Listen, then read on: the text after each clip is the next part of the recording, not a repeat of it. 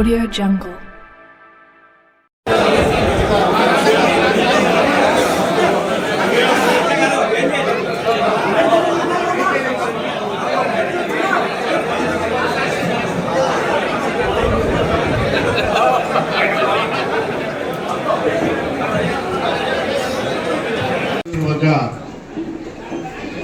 నుండి విచ్చేసినటువంటి మొత్తం కుటుంబ సభ్యులందరి నుంచి కూడా ఆహ్వానం పలుకుతున్నాం అక్క గారికి. వేదికను అలంకరించేటువంటి పెద్దలు, కదిరి నియోజకవర్గ సమన్వయకర్త మక్బూల్ గారికి, ఇస్మాయిల్ అన్న గారికి, వజ్రభాస్కర్ రెడ్డి గారికి, శాంత్ బాషా గారికి, శ్రీనివాస్ రెడ్డి అన్న గారికి, మిగతా నాయకులంతా కూడా స్టేజీ దగ్గరికి రావాల్సిందిగా కోరుతున్నాను. అలాగే కన్వీనర్స్ కూడా, సర్పంచెస్, ఎంపీటీసీలు వీళ్ళందరూ కూడా స్టేజ్ దగ్గర రావాల్సిందిగా ప్రార్థిస్తున్నాను.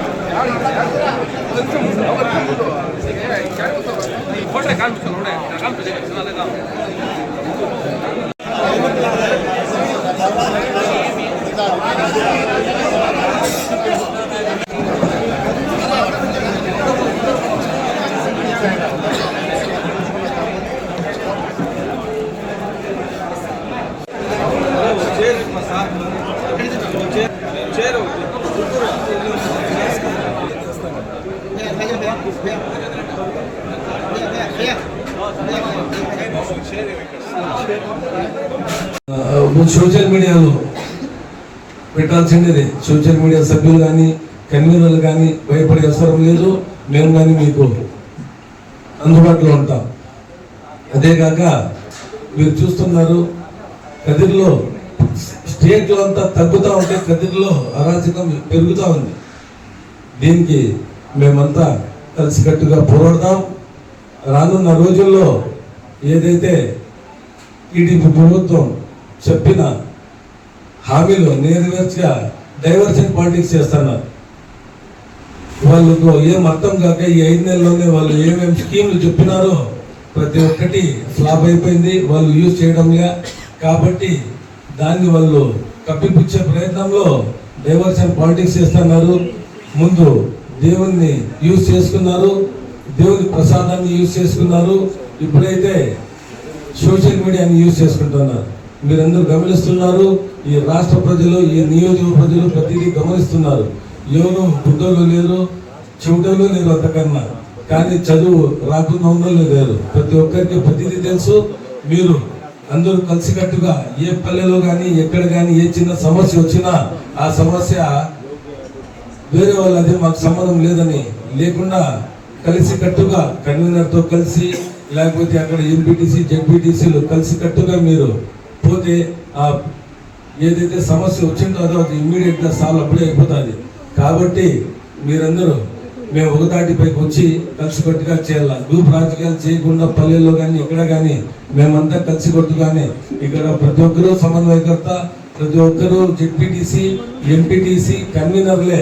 కన్వీనర్ ఎవరో పెద్ద ఇంకొకరు చిన్నది కాదు, అందరినీ తీసుకొని పోగలిగిన వాడే కన్వీనర్. కాబట్టి మేమంతా కలిసిగా ఉన్నాం. కలిసికట్టుగా వచ్చే సమస్యలను ఎదుర్కొని ఈ 2 ఏళ్ళు జమిలి ఉంటే 2.5 సంవత్సరము, లేకపోతే 4.5 సంవత్సరం మేము కలిసికట్టుగా పనిచేసి రానున్న రోజుల్లో మళ్ళీ మేము వైఎస్ జగన్మోహన్ రెడ్డి గారిని ముఖ్యమంత్రిని చేసుకునే అవకాశం వస్తూ ఉంది. మేమంతా ఆయన గారికి తప్పకుండా ముఖ్యమంత్రి చేసుకొని వైఎస్ఆర్సీపీ ప్రభుత్వం మళ్ళీ ఏర్పాటు చేసుకుంటే మాకు చాలా అవసరం ఉంది. మేమంతా చేసుకున్నాం. కాబట్టి మీకంతా నేను ఒకే మెసేజ్ ఇస్తున్నాను. నేనంతా మీకు ఎల్లవేళలా అందుబాటులో ఉంటాం. ఆఫీసు మీకు ఎప్పుడు ఓపెన్ ఉంటుంది. ఎవరు ఏం చెప్పినా కానీ వాళ్ళు చెప్పుకోవాల్సినదే, కానీ మేమంతా ఊరికాటిపైకి వస్తామని. కాబట్టి ఇక్కడ ఉండే కౌన్సిలర్లు కూడా వాళ్ళ వార్డుల్లో ఏం సమస్యలు ఉన్నా మరియు టౌన్లో కానీ పల్లెల్లో కానీ మేము సాల్వ్ అక్కడే చేసుకొని వచ్చే రోజుల్లో వైఎస్ఆర్సీపీని పటిష్టపరిచే దిశగా పోదామని మీకు అందరికీ నేను తెలియజేసుకుంటూ, ఇక్కడ వచ్చిన ప్రతి ఒక్కరికి నేను హృదయపూర్వక నమస్కారాలు ముందు తెలియజేసుకుంటూ కోరుతున్నాను. ఇప్పుడు మన నాయకులారా, కార్యకర్త చాలా కష్టపడి గెలిపిస్తే గానీ మనం పంచాయత్ బోర్డు ప్రెసిడెంట్ కానీ, జెడ్పీటీసీ కానీ, ఎంపీటీసీ కానీ, మున్సిపల్ కౌన్సిలర్ కానీ రకరకాల పదవులు మనకు అందింటాయి. కష్టపడి గెలిపించిన ఆ కార్యకర్త ఈరోజు పార్టీ కోసం జెండా పట్టుకొని మోస్తూ కష్టాలలో పోరాడుతున్నప్పుడు ఆ నాయకులు మీటింగులకు రావడానికి కూడా భయపడుతున్నారంటే మీ పిరికితనానికి నాకేంటి అర్థం కావడం లేదు. పార్టీ కష్టాల్లో ఉన్నాయా, ఓడిపోయినామయ్యా, పొరపాటు జరిగిందయ్యా, ఈ పొరపాటు జరిగినప్పుడు ఈ పార్టీకి మేమున్నా, మీరందరూ మమ్మల్ని గెలిపించారు కదా, మమ్మల్ని ప్రజాప్రతినిధులు చేశారు కదా, ఈ పార్టీని నడిపించడానికి మేముంటాం, మీరు రండి అని చెప్పి ధైర్యం చెప్పడానికి కదా మనల్ని గెలిపించింది ఆ రోజు కార్యకర్తలు. మనం ఆ రోజు మొహం చాటేసేది పార్టీ కోసం. దయచేసి గెలిచిన వాళ్ళు పార్టీకి ముందరుండి నడిపించండి, ముందుకు రండి. ఇంత పదవులు తీసుకొని మీరు ఉండి ఈ రోజు పార్టీ ఓడిపోయిన మరుక్షణం మీరు మొహం చాటేస్తే ప్రజలకు ఏం సంకేతం ఇస్తాం రేపు భవిష్యత్తులో? ఇట్లాంటి వాళ్ళని గెలిపకూడదని కదా. అలా కాకుండా మీకోసం కార్యకర్త మీకు జరుగుతున్న అన్యాయం కోసం ఈరోజు సోషల్ మీడియా కన్వీనర్లు ప్రాణం పోసుకొని ఆ ప్రభుత్వం చేసిన తప్పుని, వాళ్ళ ఎల్లో మీడియా ప్రభుత్వాన్ని చేసిన తప్పుని కవర్ చేస్తూ మంచిని రాస్తా ఉంటే కాదు కాదు ఇది తప్పు అని చెప్పి నా వైఎస్ఆర్ కాంగ్రెస్ పార్టీ మీడియా కార్యకర్తలు కన్వీనర్లు సోషల్ మీడియాలో పెట్టారు. ఎక్కడైనా అబ్జర్వ్ చేయండి, ఇప్పుడు కేసు పెట్టిన మల్కా అమర్నాథ్ రెడ్డి మీద కానీ, లేకపోతే వాల్మీకి పవన్ మీద కానీ, వాల్మీకి అంజీ మీద కానీ, లేకపోతే ప్రకాష్ రెడ్డి అనే అతన్ని నిన్న పట్టకపోయి అతన్ని కూడా బెండోవర్ కేసు తీసుకున్నారు, అతని మీద కానీ వాళ్ళు పెట్టిన పోస్టర్లో ఎక్కడైనా అసభ్య పదజాలం ఉందా? ఏంటయ్యా, ఎవడో చేసిన మెసేజ్ ని, అది కూడా అసభ్య పదజాలం లేని మెసేజ్ ని, ఈ ప్రభుత్వం చేసిన తప్పిదాన్ని ఇది తప్పిదము అని చెప్పి పోస్ట్ పెడితే వాళ్ళ మీద కేసులు బనాయించి కేసు పెట్టావు. ఎక్కడో బెంగళూరులో ఉండే ఆయన స్విగ్గీలో పనిచేసుకుంటున్న అమర్నాథ్ రెడ్డిని దౌర్జన్యంగా పోయి, మీరు ఫోన్ చేస్తే వచ్చే వ్యక్తి ఆయన, మీరు పోయి అక్కడ పోయి ఆయన పట్టకొచ్చి ఇక్కడ పెట్టి స్టేషన్ లో పెట్టి మేమందరం పోయి కలిసిన తర్వాత అతనికి మీరు 41 year నోటీస్ ఇచ్చి బెయిల్ ఇచ్చి పంపించేశారు. పంపించిన తర్వాత ఇంకేముంది, ఇంకా ఏం లేదు కదా. మస్ట్ రోజు మళ్ళీ నీ సెల్ ఫోన్ ఇస్తాం రా అని పిలిపించి అక్కడ కస్టడీలోకి తీసుకొని 2 రోజులు మార్చని చోటు మార్చుకోకుండా భయభ్రాంతులకు గురి చేసి పోలీస్ స్టేషన్లలో కాదు సోదరులరా, ప్రైవేట్ ప్లేస్లలో పోలీసుల్ని మఫ్టీలో కాపలా పెట్టి ఆ కార్యకర్తని నిర్బంధిస్తే ఊరు తిప్పుతా ఉంటే వాళ్ళ నాన్న పెరాలసిస్ పేషెంట్. పల్లెల్లో ప్రజలు, తల్లిదండ్రులు, కార్యకర్తల తల్లిదండ్రులు ఎంత భయాందోళనకు గురవుతారు. రేపు పొద్దున ఈ వ్యక్తిని ఇంతగా హింసించారే, రేపు పొద్దున నా కొడుకును కూడా నా బంధువును కూడా హింసిస్తారు కదా అని భయాందోళన పుడతాయి కదా. ఇక్కడ ఇప్పుడు కదా మనం మన కార్యకర్తకు తోడుండాల్సిన నాయకులు మనం ఫోటోలకో, ప్రెస్ మీట్లకో, ఫోజులకో, కుర్చీలకో కొట్లాడడం కాదు మనం. నా కార్యకర్త పడినప్పుడు స్టేషన్ కాడ మేము కొట్లాడడానికి ముందర ఉందాం. ఫోటోలు కాదు, ఫోటోలు వస్తుండే పోతుండే, కార్యకర్తలు కాపాడుతున్నావా లేదా అనేది ముఖ్యం ఇక్కడ. అది గుర్తు పెట్టుకోండి సోదరులారా. పెట్టండి, ప్రభుత్వం పైన మరుక్షణం డిసైడ్ అయినా మేము డజన్ల కొద్ది కేసులు పెడతామని ఊహించుకుంటున్నాం. పెట్టండి, ఎన్ని కేసులు పెడతారో. జైలు మాకు పెద్ద కొత్తే కాదు, ఇదే కదిరి జైల్లో వారాల పాటు పండుకొని లేచిన వాళ్ళం మేము. జైలు మా ఇంటికాడ పరుపు ఉంటుంది, కాకపోతే సాపు ఉంటుంది, తేడా ఏం పెద్దగా లేదు. ఇట్లాంటి తాటాయి సభ్యులు భయపడం మేము. నా కార్యకర్త నిజమైన వైఎస్ఆర్ కాంగ్రెస్ పార్టీ కార్యకర్త జెండా భుజాన్ని వేసుకొని నడుస్తూనే ఉంటాడు. నిన్న ఒక సోదరుడు పెట్టాడు పోస్టింగ్. ఇంత జరిగిన తర్వాత మల్కా అమర్నాథ్ని అరెస్ట్ చేసిన తర్వాత ఊరు తిప్పుతున్న తరుణంలో ఇంకొక సోషల్ మీడియా కన్వీనర్ పెట్టాడు, జరిగింది ఏదో జరిగింది కానీ మరి అమ్మ కూడా ఏమైంది మా అని అడిగాడు. మళ్ళీ కార్యకర్త భయపడినారా? ఆ కార్యకర్త ఎవడో కాదు, నీకు గుర్తెరుగు, ఇదో ఈ అమర్నాథ్ రెడ్డి. ఎవరో అమర్నాథ్ నేను చూసా, పోస్టింగ్ పెట్టాడు. సరేలేబ్బా నేను అరెస్ట్ పక్కన పెట్టిన అమ్మ ఒడి ఏమైంది, దానికి సమాధానం చెప్పండి అబ్బా. దీనికి సమాధానం చెప్తే మా కార్యకర్త ఎవడు, మా సోషల్ మీడియా వాడు అడగడు.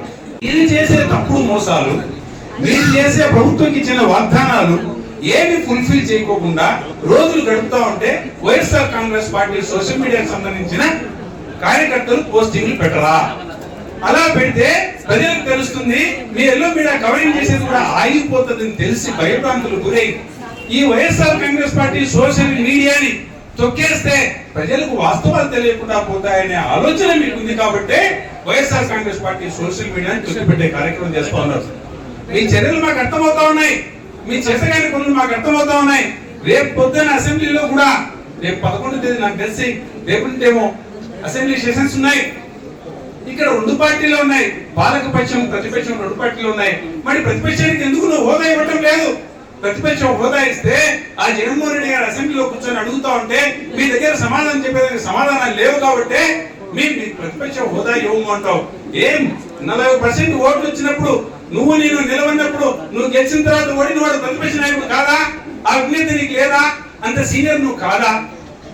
ఇలాంటి వాటి మీద ఆలోచించుకోకుండా, ప్రభుత్వాలు పాలన మీద ఆలోచించుకోకుండా ప్రతిపక్షం యొక్క తప్పిదాల మీద నేను చేయాల్సిన పని రాది. పాలకపక్షం తప్పులు చేస్తుంటే ఏలెత్తి చూపించాల్సిన బాధ్యత ప్రతిపక్షం మాది. మీరే పాలకపక్షం ప్రతిపక్ష పాత్ర పోషిస్తే తప్పులు ఏలెత్తి, మీ ప్రభుత్వంలో తప్పులు మీరే ఏలెత్తి చూపించుకుంటే ఏంటి నాకు అర్థం కావడంలే. మీకు తెలుసా గతంలో ఈ రాష్ట్రం అప్పుల పాలైంది, సంక్షేమం ఇంతగా చేయలేమని మీకు తెలుసా? అది తెలిసే కదా మా జగన్మోహన్ రెడ్డి గారు నేను ఒక్క మోడే ఇస్తాను, నేను ఎక్కువ లేదని చెప్పింది. మేము నాయకులందరం పోయి కాళ్ళు పట్టుకుంటాం దూరాన్ని మా స్వామిని ముఖ్యం. మేము 1 లక్ష రూపాయలు రుణమాఫీ చెప్పాయా అని ఎందుకు చెప్పలేదైనా? ఆచరణ సాధ్యం కాదు. నేను ప్రజలకు మాటిస్తే మాట నిలబెట్టుకోవాలా, లేకపోతే ప్రజలకు నేను తల ఉంచుకోలేను, నేను ఇది సాధ్యం కాదని చెప్పి మాకు అందరికి నచ్చ చెప్పిన వాడు మా నాయకుడు. మీకు తెల్లబడి రాష్ట్రం అప్పులు పాలైనప్పుడు, ఈ సూపర్ సిక్స్ చెప్పినప్పుడు, ఉచిత బస్సులు చెప్పినప్పుడు, ఇంట్లో ఎంతమంది ఉంటే అంతమందికి అమ్మఒడి ఇస్తా అన్నప్పుడు, 50 ఏళ్ళకి పెన్షన్లు ఇస్తా అన్నప్పుడు ఇవన్నీ మీకు తెలియదా? ఇది ఆచరణ సాధ్యం కాదు, ఈ రాష్ట్ర బడ్జెట్ సహకరించని మీకు తెలుసా? ఈ ముందు కల్లబోయి మాటలు చెప్తున్నారు మీరు. మా దగ్గర మా బడ్జెట్ లో డబ్బులు లేదు, ఈ రాష్ట్రం అప్పుల పాలైంది, మేము వడ్డీలు కట్టుకోలేని పరిస్థితులు ఉన్నామని చెప్తున్నారు మీరు. ఎక్కడికి మరి ఆలోచన విధానం? ఇలాంటివన్నీ మీరు ఆచరణ సాధ్యంగానే హామీలన్నీ చెప్పి ఈ రోజున వైఎస్ఆర్ కాంగ్రెస్ పార్టీ కార్యకర్తలు వెలిగెత్తి చాటుతూ ఉంటే అది దాచిపెట్టుకోలేక వాళ్ళని అనగనొక్కితే, ఉక్కుపాదంతో తొక్కితే అందరూ నోరు మూసుకుంటారు, భయభ్రాంతులు గురవుతారని అనుకుంటున్నామేమో. ఇది కాదు సోదరులారా, అన్ని అర్థం చేస్తుంటారు. తప్పప్పులు జరుగుతూ ఉంటాయి.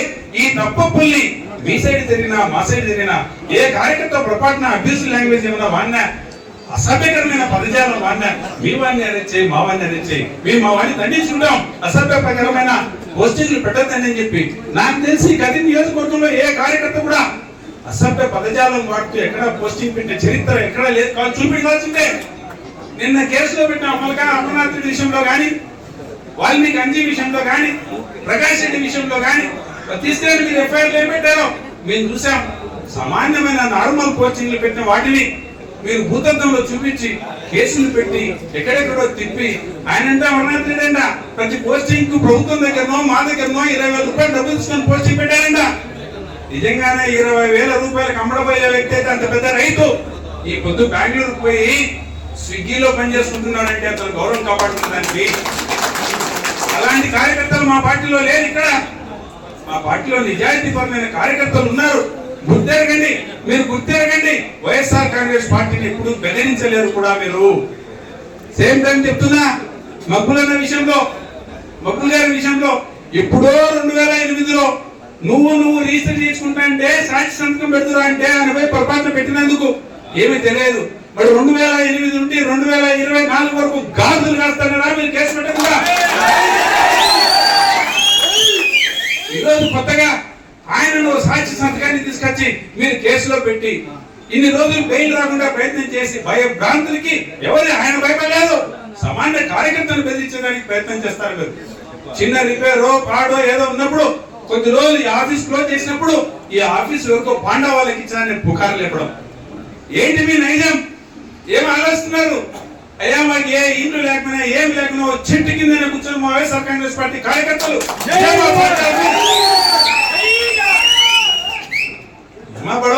మీరు చేసే అసత్యమైన ప్రచారాలకు ఏ కార్యకర్త గాని ఏ నాయకుడు గాని లొంగడని తెలియజేస్తూ గుర్తుపెట్టుకోండి సోదరులారా.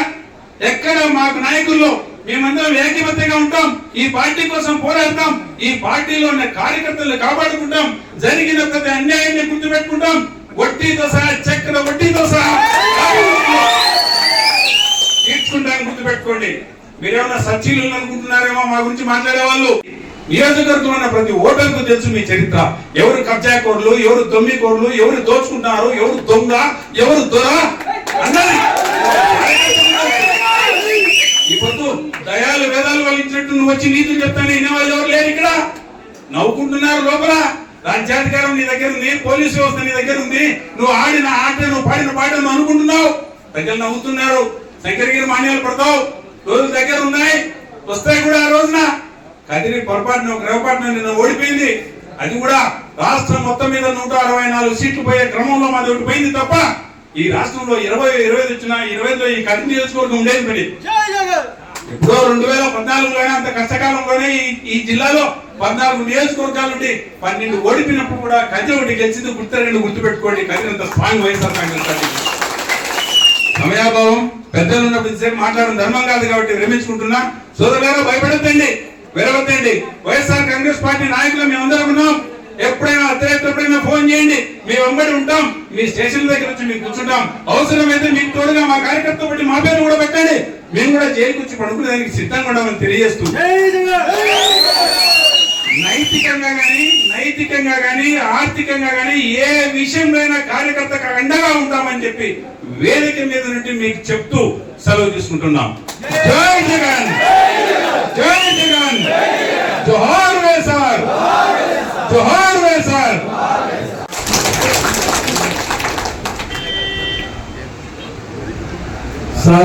సార్వత్రిక ఎన్నికల తర్వాత ఇది మొదటి ప్రెస్ మీట్ పెట్టడం జరిగింది. మీకు తెలుసు, కొన్ని రోజుల నుంచి మన పార్టీ కార్యకర్తల పైన, నాయకుల పైన మరియు సోషల్ మీడియా ఎవరైతే కన్వీనర్లు ఉన్నారో, సభ్యులు ఉన్నారో, మా పార్టీ తరఫున చురుగ్గా ఎవరు సోషల్ మీడియాలో పాల్గొంటున్నారో వాళ్ళపైన దాడులు, అరాచకాలు జరుగుతున్నాయి. ఈ కదిరి నియోజకవర్గం వైసీపీ అడ్డ.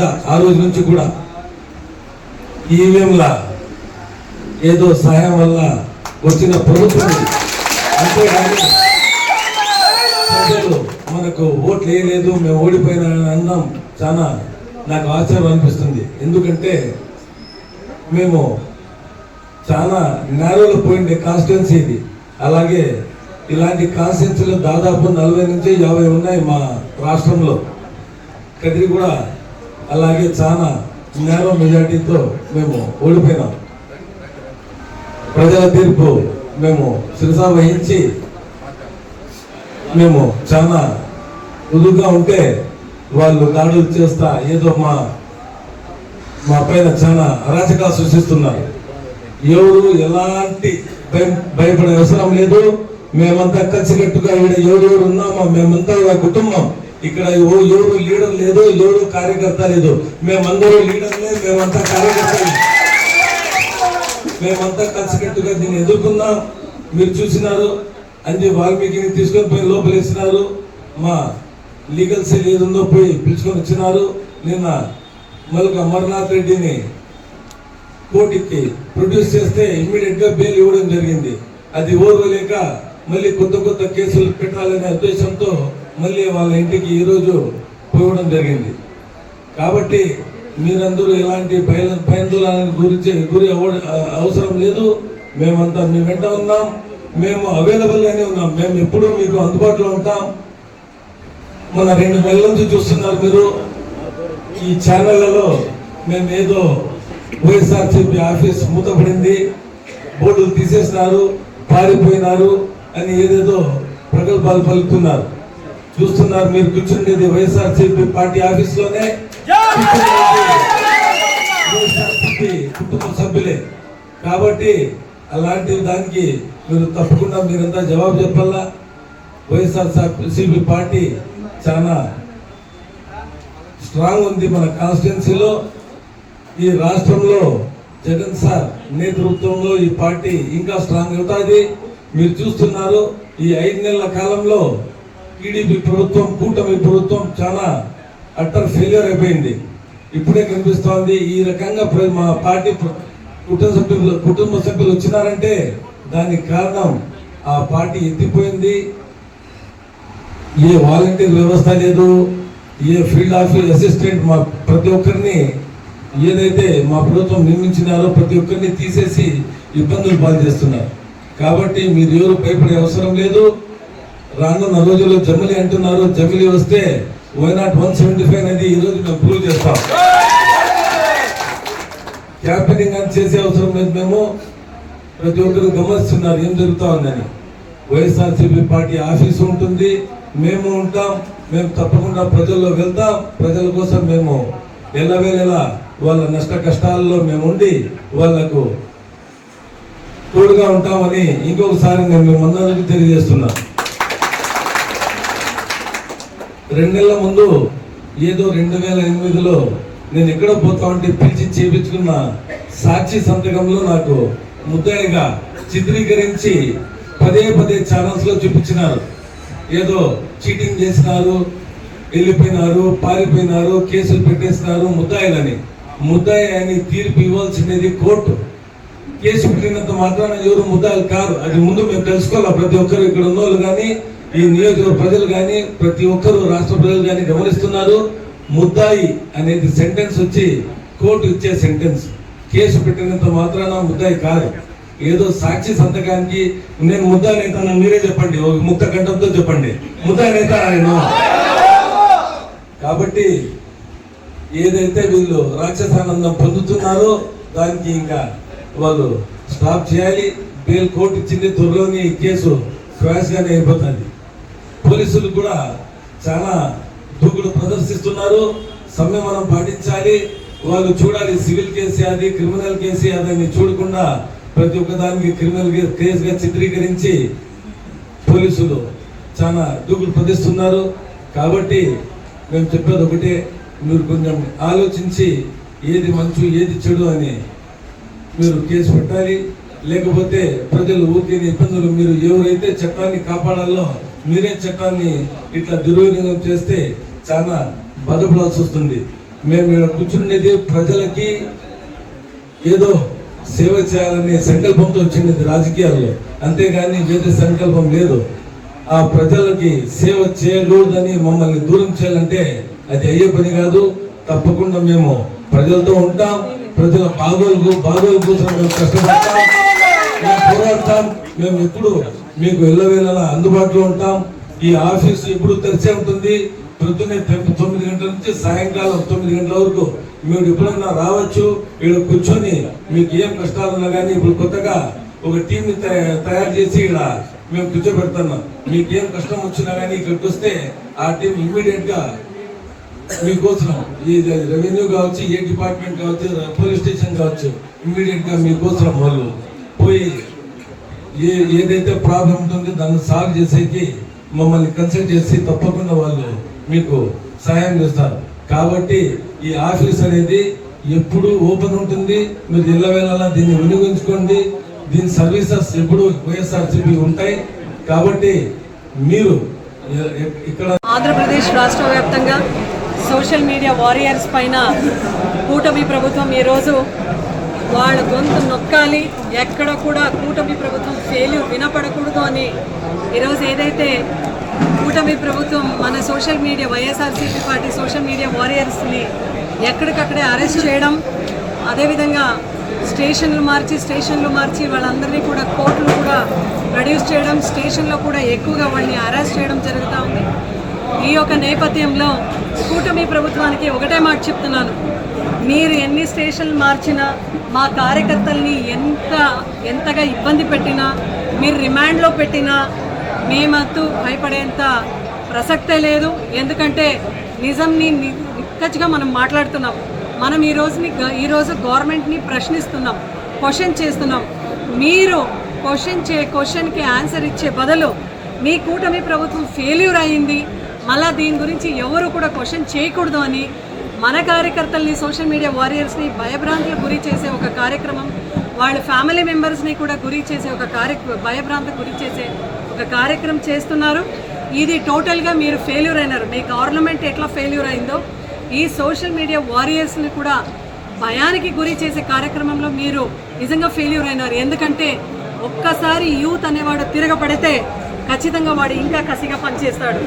వాడు ఈరోజు కేవలం సోషల్ మీడియా ప్లాట్ఫామ్గా ఒక పోస్ట్ చేసినాడు మీ గవర్నమెంట్ ఫెయిల్యూర్ గురించి. ఈరోజు వాడు ఇంకా ఇంత హరాస్ చేసినారు కాబట్టి వాళ్ళ ఫ్యామిలీ మెంబర్స్ అందరూ కూడా ఆ గ్రామంలో ఒక వారియర్గా ప్రతి ఇంటికి వెళ్ళి మీ ఫెయిల్యూర్ గురించి మాట్లాడే ఒక కార్యక్రమం ఖచ్చితంగా మొదలు పెట్టినారు. ఇది ఇంకా పెద్ద ఉద్యమంగా కొనసాగుతుంది అని ఈరోజు కూటమి ప్రభుత్వానికి మేమందరూ కూడా హెచ్చరిస్తున్నాం. ఈరోజు పెద్దవాళ్ళందరూ కూడా ఇక్కడ కదలిలో మాట్లాడి చెప్తున్నారు, అవును మల్కా అమర్నాథ్ రెడ్డి గారిని మీరు నిన్న కోర్టుకు ప్రొడ్యూస్ చేశారు, అక్కడ బెయిల్ దొరికింది. అది అయిన ఒక ఫ్యూ సెకండ్స్కే మన సానే అమర్నాథ్ ఒక పోస్ట్ పెట్టినాడు, అయిందేమో అయిపోయింది, మీరు కోర్టుకు ప్రొడ్యూస్ చేసినారు మల్కా అమర్నాథ్ రెడ్డి గారిని, బెయిల్ వచ్చింది, ఇకనైనా మీరు చెప్పండి అమ్మఒడి ఎప్పుడు ఇస్తారని ప్రశ్నిస్తున్నారు. అంటే డెమోక్రసీ అనేది it is a continuous process. మీరు ఎంతమందిని అరెస్ట్ చేయాలనుకుంటే ఈరోజు దాదాపుగా 5 కోట్ల ఆంధ్రప్రదేశ్ జనాభాలో ప్రతి ఇంట్లో కూడా ప్రతి ఒక్కరు కూడా ఇదే ప్రశ్నిస్తున్నారు, సోషల్ మీడియా ద్వారా ప్రశ్నిస్తున్నారు. అదేవిధంగా మీరు ఏ గల్లీకి పైన కూడా అడుగుతున్నారు, ఎప్పుడు ఇస్తారు మీరు అమ్మఒడి, ఎప్పుడు ఇస్తారు మీరు నేతన్న నేస్తాం, ఎప్పుడు ఇస్తారు రైతు భరోసాను ప్రశ్నిస్తున్నారు. వాళ్ళందరినీ కూడా అరెస్ట్ చేస్తారా? వాళ్ళందరినీ కూడా అరెస్ట్ చేసి దమ్ము ధైర్యం మీకుందా?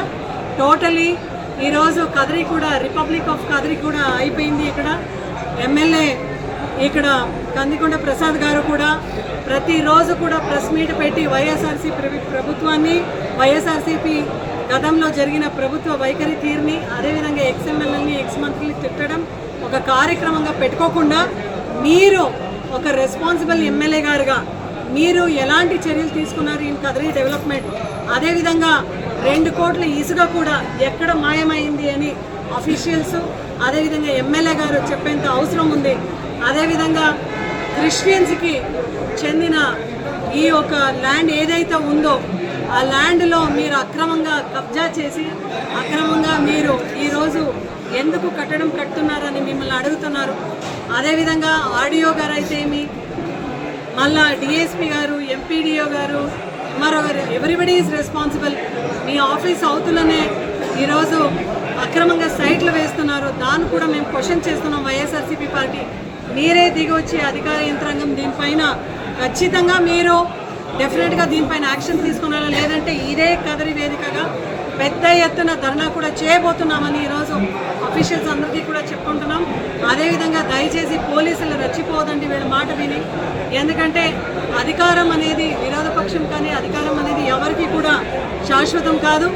మీరు వాళ్ళ చేతుల్లో ఈరోజు డిఎస్పీ గారికి ఒకటే మాట చెప్తున్నాం, ఎస్ఐ గారు మ్యాన్ హ్యాండిల్ చేసి మన అమర్నాథ్ కానీ అదేవిధంగా వాల్మీకి అంజి గారిని మ్యాన్ హ్యాండిల్ చేసి మీరు ఈరోజు మాట్లాడేది అంటే జగన్మోహన్ రెడ్డి గారి పైన అదేవిధంగా వాళ్ళ కుటుంబం పైన ఏ పోస్ట్ కూడా పెట్టకూడదు. అపోజిషన్గా కూడా అదే గవర్నమెంట్కి కూడా పోస్ట్ పెట్టకూడదు అంటున్నారు. మీరు పోలీస్ యంత్రాంగం ఒకే మాట చెప్తున్నాం, దయచేసి మీరు మీ తీరు మార్చుకోండి, మీరు పని సక్రమంగా చేసుకోండి అని చెప్తున్నాం. ఎందుకంటే రెడ్ బుక్ రాజ్యాంగాన్ని అమలు చేసే భాగంగా మీరు పనిచేస్తున్నారు. అయితే జగన్మోహన్ రెడ్డి గారు ఇప్పుడు కూడా మనసున్న మహారాజుగా గుడ్ బుక్స్లో ఉండండి అని చెప్తున్నారు. బికాస్ టైం అనేది ఇలాగే ఉండదు. మళ్ళా మేము అధికారంలో కూర్చుంటాం, అప్పుడు కూడా టైం అనేది మన టైం ఉంటుంది. ఇక్కడున్న ఐటీడీపీ కార్యకర్తలకి, సోషల్ మీడియా కార్యకర్తలకి, అదేవిధంగా టీడీపీ సోషల్ మీడియా వాళ్ళందరూ కూడా చెప్తున్నాం, ఏది పడితే అది కూడా మీరు జగన్మోహన్ రెడ్డి గారి పైన పోస్ట్ చేయడం అంటే నిజంగా మన టైం వచ్చినప్పుడు కూడా మీకు కూడా ఎలాంటి ట్రీట్మెంట్ ఉంటుంది అనేది మాత్రం మీరు ఊహించుకోవాలని చెప్తూ హెచ్చరిస్తూ, మళ్ళీ వైఎస్ఆర్సీపీ పార్టీ ఈరోజు ఖచ్చితంగా సోషల్ మీడియా వారియర్స్ పైన జరుగుతూ ఉన్న ఈ ఒక ట్రీట్మెంట్ ఏదైతే మీరు ఇస్తున్నారో పోలీసు వాళ్ళు దాన్ని ఖండిస్తూ తీరు మార్చుకోండి అని చెప్తున్నాం. జై జగన్, జోహార్ వైఎస్ఆర్. తీసుకొనేసినారు కూటమి ప్రభుత్వం, మళ్ళీ టీడీపీ వాళ్ళందరూ కూడా. దానికి ప్రత్యక్ష నిదర్శనం కదిరిలో ఉన్న ఎమ్మెల్యే గారని మనం చెప్పొచ్చు. ఈరోజు సోషల్ మీడియా యాక్టివిటీస్ పైన ఆంధ్రప్రదేశ్ రాష్ట్రంలో మొత్తం టార్గెట్ చేసి మళ్ళీ వాళ్ళని అరెస్ట్ చేయడం చాలా బాధాకరం. చంద్రబాబు నాయుడు గారు, పవన్ కళ్యాణ్ గారు, బీజేపీ వాళ్ళందరూ కూడా ఒక్క ఐడియాలజీలో ఉన్నారు. అంటే సూపర్ 6 హామీ వాళ్ళు చెప్పేస్తున్నారు. ప్రతి ఒక్కరికి కూడా కల్లి బిల్లి మాటలు చెప్పి సూపర్ 6 అమలు చేస్తామని చెప్పేసి ఓటేసుకున్నారు. ఆ రోజున చిన్న పిల్లలు కనబడితే నీకు 15,000, నీకు 15,000, నీకు 15,000, నీకు 15,000 అని చెప్పినారు. కొద్దిగా పెద్దవాళ్ళు కనబడితే అక్క నీకు 18,000 అన్నారు. రైతు కనబడితే 20,000 అన్నారు. బీసీలు కనబడితే చాలు అక్క మీకు పెన్షన్ ఇస్తామన్నారు. ఇలాగే మహిళలు వెళ్తుంటే అక్క ఇంక పైన నువ్వు వంట చేయాలంటే ఉచితంగా సిలిండర్ ఇచ్చేస్తామన్నారు. నువ్వు ఎక్కడైనా మీ పుట్టినకి పోవాలంటే ఫ్రీగా బస్ ఎక్కేది మీరు పోయేది అనేవాళ్ళు. ఇలాంటి తప్పుడు హామీలు ఇచ్చేసి అధికారంలో వాళ్ళు కూర్చున్నారు. ఈరోజు అవన్నీ కూడా అమలు చేసే వాళ్ళ వల్ల కావడం లేదు. అటువంటి సంక్షేమ పథకాలు అమలు చేయాలన్నా, ఇచ్చిన మాట మేరకు ఇవ్వాలన్నా, సంక్షేమ పథకం మళ్ళా అభివృద్ధి రెండు కూడా హ్యాండ్ టు హ్యాండ్ తీసుకుని పోవాలన్నా ఏకైక నాయకుడు ఇండియన్ పొలిటికల్ స్టార్ మన జగన్మోహన్ రెడ్డి గారు తప్ప కాదు కాదు కాదు. ఆ రోజు ఎలక్షన్ కు ముందు చంద్రబాబు నాయుడు గారు బాగా ప్రచారం చేసుకున్నారు. ఎంత అప్పు చేసింది ఈ ప్రభుత్వం, ఎంత అప్పు చేసింది అని మాట్లాడినారు. అయ్యా చంద్రబాబు నాయుడు గారు, ఈరోజు మీకు తెలుస్తా ఉందా సూపర్ 6 హామీల్ని అమలు చేయడం ఎంత కష్టకరంగా ఉంది అని? ఆ రోజు మా జగన్మోహన్ రెడ్డి గారు ఒక క్యాలెండర్ పెట్టుకొని ఈ నెల ఈ సంక్షేమ పథకం అని చెప్పి ఆయన ఎంత కష్టపడ్డాడో, రెవెన్యూ పరంగా ఆయన తిన్నాడా, పడుకున్నాడా, లేదంటే ఎంత కష్టపడినాడు. బట్ ప్రతి డేట్ కు కూడా క్యాలెండర్ తో పాటు ఎవరైనా పనిచేశారు ముఖ్యమంత్రి గారి భారతదేశంలో అంటే అది మా జగనన్న గారే. ఈరోజు పవన్ కళ్యాణ్ గారు చెప్తున్నారు, అబ్బా ఈ హామీలన్నీ అమలు చేయాలంటే ఎంత కష్టకరంగా ఉంది అని. ఆ రోజు ఎలక్షన్ కు ముందర పవన్ కళ్యాణ్ గారు చెప్పినారు 30,000 మంది మిస్ అయిపోయినారు ఆంధ్రప్రదేశ్ రాష్ట్రంలో, హ్యూమన్ ట్రాఫికింగ్ జరుగుతూ ఉంది, ఒక్కసారి అవకాశం ఇస్తే వాళ్ళందరినీ కూడా మళ్ళీ రిటర్న్ చేస్తాను, మళ్ళీ రప్పిస్తామని. ఈరోజు అవకాశం ఉంది, ప్రభుత్వం మీదే ఉంది. మళ్ళా పవన్ కళ్యాణ్ గారు మాత్రము అవన్నీ మర్చిపోయి హోమ్ మినిస్టర్ అనిత గారి పైన ఈరోజు కమెంట్ చేస్తున్నారు. ఏమని కమెంట్ చేస్తున్నారంటే టోటల్ గా గవర్నమెంటే ఫెయిల్యూర్ అయింది. గవర్నమెంట్ ఫెయిల్యూర్ అయితే ఎవరిపైన తోయాలి, అవునా? తోసేయాలి. ఇప్పుడు డిప్యూటీ సీఎం గా అందరూ ప్రశ్నిస్తున్నారు ఆయన్ని, ఏమి మీరు హామీలని అమలు చేయట్లేదంటే. ఒక దళిత మహిళ హోమ్ మినిస్టర్ గా ఉంటే ఆమె పైన అభంశుభం చెప్తే ఎవరు అడిగేవాళ్ళు లేరు ఈ రాష్ట్రంలో అని చెప్పి హోమ్ మినిస్టర్ గా పూర్తి ఫెయిల్యూర్ అయినారు మీరు. నేనే గనా హోమ్ మినిస్టర్ అయితే ఖచ్చితంగా నేను న్యాయం చేస్తానని చెప్పుకుంటున్నాడు. అంటే పవన్ కళ్యాణ్ గారికి కూడా తెలిసిపోయింది ఈరోజు 5 నెలల్లోనే గవర్నమెంట్ అనేది పూర్తిగా ఫెయిల్యూర్ అయింది. కాబట్టి ఈ రోజు దాన్ని వేరే వాళ్ళపైన, వేరే మినిస్ట్రీ పైన నెట్టడం చేస్తున్నారు. నేను ఒకటే అడుగుతున్నాను పవన్ కళ్యాణ్ గారిని, గవర్నమెంట్ మీదే, మీరు ఎవరిని క్వశ్చన్ చేస్తున్నారు? అనిత గారిని క్వశ్చన్ చేస్తున్నారంటే ఆమె దగ్గర హోమ్ డిపార్ట్మెంట్ ఉంది. లా అండ్ ఆర్డర్ మాత్రం ఉండేది చంద్రబాబు నాయుడు గారిని. మీరు డైరెక్ట్ గా చంద్రబాబు నాయుడు గారిని మీరు క్వశ్చన్ చేయకుండా ఈరోజు అనిత గారిని క్వశ్చన్ చేస్తున్నారంటే ఎక్కడికి పోతా ఉంది ఈ ప్రభుత్వం తీరు అని ప్రజలందరూ కూడా ఒక్కసారి ఖచ్చితంగా మీరు ఆలోచించాలి. ఈ రోజుల్లో ఎవరైనా బయటికి వస్తే ఎమ్మెల్యేలు, టీడీపీ కూటమి భాగంలో ఉన్న ఎమ్మెల్యేలు బయటికి వస్తే ప్రజలు క్వశ్చన్ చేస్తారని వీరు తెలివిగా వాళ్ళ మినిస్టర్ని వాళ్ళే క్వశ్చన్ చేసుకుంటున్నారు. ఎంత జోకుగా ఉంది, అవునా కదానా? ఇది వాళ్ళు చేస్తూ ఉండేది. అంటే మనం అందరూ కూడా ఒకసారి ఆలోచించాలన్నా, జగన్మోహన్ రెడ్డి గారు నిజమే చెప్పినారు. ఏదైతే చెప్పినారో దాని మీద చిత్తశుద్ధిగా ఉంటూ ప్రతి సంక్షేమ పథకాలని ప్రవేశపెట్టినారు. ఈ రోజున మీరు ఎక్కడ పోయి అడిగినా కూడా ఈ సొంతుంది, బయట పోయి అడిగితే అమ్మ మీకు అమ్మఒడి వచ్చిందా అంటే లేదమ్మా, 3కి 4కి ఎంతమంది పిల్లలు ఉన్నా అంతమందికి అన్నారు. కనీసం 3 కూడా ఇవ్వలేదు. ఈ పాటికి జగన్మోహన్ రెడ్డి గారు సీఎం గా ఉండింటే నిజంగా మంచి భవిష్యత్తు ఉండేది మా పిల్లలకి అని ప్రతి తల్లి కూడా ఇర్రెస్పెక్టివ్ ఆఫ్ పార్టీస్ చెప్పుకుంటా ఉంది. ఇది ఆంధ్ర రాష్ట్రంలో ఉన్న పరిస్థితి. అదేవిధంగా మనం చూస్తున్నాం, రైతులకు కరెక్ట్ గా ఇథనాల్ మనము పెట్టే టయానికి రైతు భరోసా ఇచ్చి జగనన్న ఆదుకునేవాళ్ళు. ఈ రోజు లేదు, ఆ పరిస్థితి లేదు. కృష్ణా జిల్లాలో 100 మంది పైన సోషల్ మీడియా వాళ్ళ పైన కేసు కట్టినారు. ఎందుకు కట్టినారంటే సోషల్ మీడియాలో వాళ్ళు రాస్తున్నారంట. అంటే ఫ్లడ్ వచ్చినప్పుడు మ్యాచ్ బాక్స్ కు దాదాపు 1 కోటి పైన వాళ్ళు బిల్లు చేస్తున్నారు. ఇది మేము చెప్పడం లేదు, వాళ్ళే చెప్పినారు. వాళ్ళే ఒక శ్వేతపత్రం రిలీజ్ చేసి ఇంత ఖర్చు అయింది అని చెప్పినారు. అలా అగ్గిపెట్టెకి ఎవరైనా కోట్లు ఖర్చు పెట్టి చూసినారా? లేదు కదా. దాన్ని రాసినందుకు ఈ రోజు సోషల్ మీడియా వాళ్ళ పైన టార్గెట్ చేసి మళ్ళీ లోపలికి వేస్తున్నారు. కూటమి ప్రభుత్వంలో ఉండే ప్రతి ఒక్కరికి కూడా వైఎస్ఆర్సీపీ పార్టీ తరఫున చెప్పేది ఒకటే, మీరు ఎన్ని అరాచకలు చేసినా మేము ఖచ్చితంగా సోషల్ మీడియా ద్వారా దీన్ని అడ్డుకుంటాం. మీకు 4-5 పేపర్లు ఉండొచ్చు, 4-5 మీడియాలు ఉండొచ్చు, మాకు జనమే ఒక సోషల్ మీడియాగా ఉన్నారు. మేము ఖచ్చితంగా మీరు ఏది చేశారో అని ఎండగట్టాం. నేను ఒకటే అడుగుతున్నాను, ఎక్కడ కూడా అశ్లీలమైన పదజాలాలు వాడవద్దండి. అయితే ప్రతి ఒక్క పౌరుడికి కూడా గవర్నమెంట్ లో ఏం జరుగుతా ఉంది అని ప్రశ్నించే హక్కు ఉంది. ఎందుకంటే మేము సిటిజన్స్ కాబట్టి ఆ హక్కు మాకు ఉంది. Freedom of speech, freedom of press, this is one of the thing which is always available in Indian democracy. ఖచ్చితంగా మనము ముందుకు వెళ్దాం. ఎవరు కూడా భయపడేంత అవసరం లేదు. అమర్కు జరిగిన అన్యాయం మనం చూసినాం. గవర్నమెంట్ ని ప్రశ్నించినాడు కాబట్టి ఈ రోజు అమర్ పైన సోషల్ మీడియా కేసులు పెట్టినారు. అదే విధంగా గతంలో జగన్మోహన్ రెడ్డి గారు ఎప్పుడు నా బీసీ, ఎస్సీ, ఎస్టీ, మైనార్టీ అనేవాళ్ళు. ఈ రోజు వాల్మీకి అంజీ పైన సోషల్ మీడియా కేసు పెట్టి బెదిరించాలని చూస్తున్నారు. బీసీల పైన, అణగారిన వర్గాల పైన మీరు చేసేది ఇదేనా అని కూటమి ప్రభుత్వాన్ని మేము ప్రశ్నిస్తున్నాం. అంటే బెస్ట్ బీసీ వర్గాలందరినీ కూడా బెస్ట్ క్యాస్ట్ అని పక్కన పెట్టుకుంటే జగన్మోహన్ రెడ్డి గారు వీళ్ళు జైల్లో పెట్టి 2-3 రోజులు టార్చర్ పెట్టే కార్యక్రమం చేస్తున్నారు.